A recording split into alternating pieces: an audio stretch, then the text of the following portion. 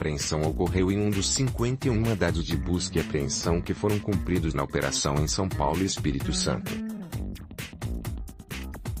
Também foram expedidos 15 mandados de prisão, 14 foram cumpridos e uma pessoa não foi localizada, pois está em viagem internacional.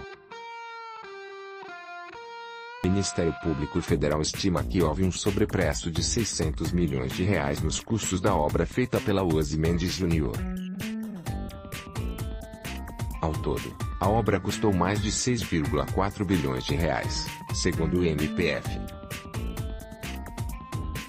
Um dos presos é Laurence Casagrande Lourenço, ex-diretor-presidente da Dersa, principal alvo da operação. Atualmente, ele preside a Companhia Energética de São Paulo, CESP. No último ano, Laurence acumulou o cargo de secretário de Transportes e Logística do governo Geraldo Alckmin, PSDB, e deixou a pasta quando Márcio França, PSP, assumiu o governo.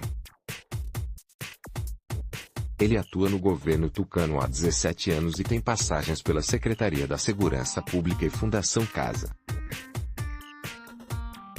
Relatórios do Tribunal de Contas da União TCU, da Controladoria Geral da União CGU, e um laudo pericial da Polícia Federal apontam fraude, superfaturamento e sobrepreço nos contratos firmados entre a Dersa e as empreiteiras Ozymandias Jr.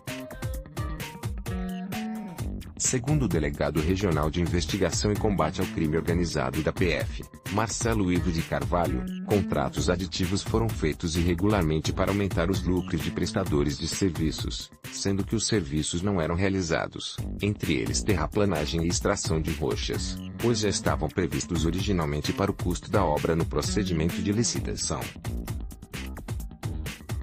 Em alguns casos, quantidades eram reduzidas e depois aumentadas em outros contratos.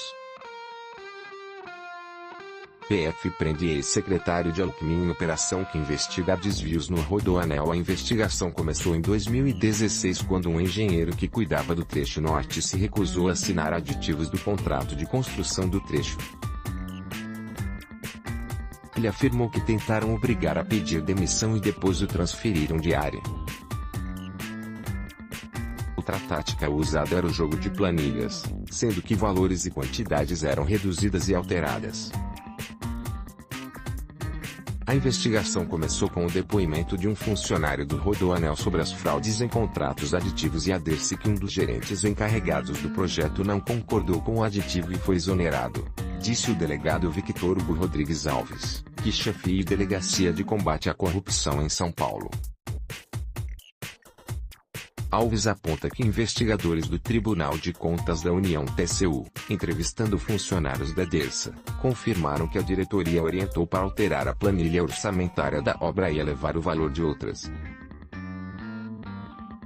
Os peritos constataram que houve sobrepreço por meio de aditivos que ocasionaram aumento de valores de serviços e uns outros diminuídos, numa prática conhecida como jogo de planilhas, disse o delegado. Outro problema verificado foi que houve a subcontratação, por parte de uma das empresas responsáveis por um lote da obra, de uma empresa para a realização dos túneis, sendo que a empresa contratada teria esta responsabilidade, segundo o contrato, que não autorizava a subcontratação. O problema foi que, segundo a PF, o sócio da empresa subcontratada disse que teria que devolver metade do que receberia para a construtora. 3 órgãos técnicos autônomos apontaram as fraudes no mesmo sentido, disse o delegado João Luiz Moraes Rosa. As obras do trecho norte são divididas em 6 lotes, tiveram início em 2013 e ainda estão em andamento. Nelas foram encontrados indícios de irregularidades. Só no lote 2, analisado pelo TCU, as irregularidades somam R$110 milhões. PF faz operação prender 15 pessoas suspeitas de desvio de dinheiro em obras do Rodoanel. Foto: Abrão Cruz, TV Globo. As investigações apontaram suposta prática de corrupção, organização criminosa, fraude à licitação, crime contra a ordem econômica e de desvio de verbas públicas. As obras contaram com recursos da União, do Governo do Estado de São Paulo e do Banco Interamericano de Desenvolvimento, BID, e foram fiscalizadas pela DERSA, a CESPCE. Energética de São Paulo respondeu, por meio de nota, que não vai se pronunciar porque os fatos, alvos da operação, não aconteceram no âmbito da empresa, nem no período em que o senhor Laurence Casagrande Loureço preside a companhia. A DERSA, estatal responsável pela obra, informou em nota que o órgão e governo de São Paulo são os maiores interessados acerca do andamento do processo. Havendo qualquer eventual prejuízo ao erário público, o Estado adotará as medidas cabíveis, como já agiu em outras ocasiões. Em nota, a UAS confirmou que um ex-executivo da empresa que esteve à frente do projeto, fora dos quadros da companhia desde 2016, também teve prisão temporária decretada. A nova gestão da construtora disse que considera relevante não deixar pairar dúvidas ou suspeitas sobre os negócios anteriores à sua chegada ao comando da empresa. Em razão disso, os atuais gestores da construtora têm prestado às autoridades todos os esclarecimentos a respeito de atividades e contratos sobre os quais haja questionamentos, no projeto do Rodoanel em particular e em todos os outros que realiza. A construtora Mendes Júnior informou que só se manifesta nos processos. PF apreende dinheiro durante ação contra desvio de recursos do Rodoanel no lote 1, por exemplo. Foram apurados aumentos de 16% a 430% em serviços de escavação e explosivos, estrutura de túneis, carga e desmonte de argamassa, acrescendo indevidamente à obra cerca de 60 milhões de reais. No lote 2 apurou-se aumento de 987% mais de 21 milhões de reais, nos serviços de escavação e explosivos e no lote 3, aumentos de até 1.223%. A investigação da CGU apurou que vários contratos foram celebrados por preços baixos, relativamente ao orçamento inicial previsto pela DERSA, sendo incluídos outros serviços por meio dos termos aditivos para elevar substancialmente o custo das obras e prejudicar a concorrência, burlando o verdadeiro objeto da licitação. Os acréscimos indevidos nos lotes 1, 2, 3 e 5 alcançaram mais de 143 milhões de reais, diz o MPF.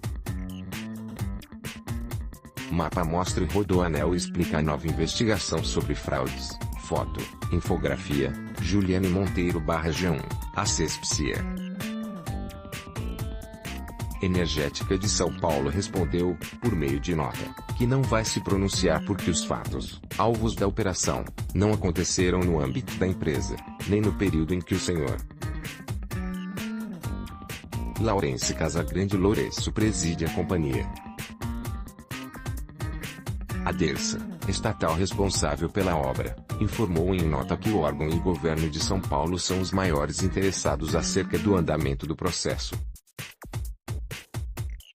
Havendo qualquer eventual prejuízo ao erário público, o Estado adotará as medidas cabíveis, como já agiu em outras ocasiões. O ex-governador Geraldo Alckmin afirmou, por meio de sua assessoria de imprensa, que recebeu a notícia com surpresa e que não tem conhecimento dos dados em que se amparou a ação da Polícia Federal. Laurence Loureço goza de confiança com anos de bons trabalhos e que se houver algo ilícito, que haja responsabilização, diz nota.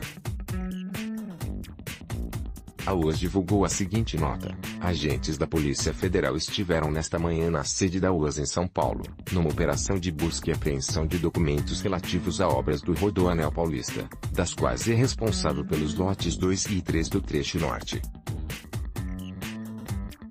Um ex-executivo da empresa que esteve à frente do projeto, fora dos quadros da companhia desde 2016, também teve prisão temporária decretada. Em razão desses acontecimentos, a nova gestão da UAS esclarece à opinião pública aos nossos colaboradores, aos nossos credores e aos nossos fornecedores que considera relevante não deixar pairar dúvidas ou suspeitas sobre os negócios anteriores à sua chegada ao comando da empresa. Em razão disso, os atuais gestores da construtora têm prestado às autoridades todos os esclarecimentos a respeito de atividades e contratos sobre os quais haja questionamentos, no projeto do Rodoanel em particular e em todos os outros que realiza. A OASA firmou acordos com o CAD e vem trabalhando com outros órgãos fiscalizadores para acertar contas com o Estado e o povo brasileiro. A nova gestão da OASA entende que colaborar para elucidar tais questionamentos é um imperativo para dar continuidade às suas operações de acordo com os mais elevados padrões de ética e transparência corporativa, o único caminho possível para recuperar o lugar de excelência que sempre ocupou na engenharia do país.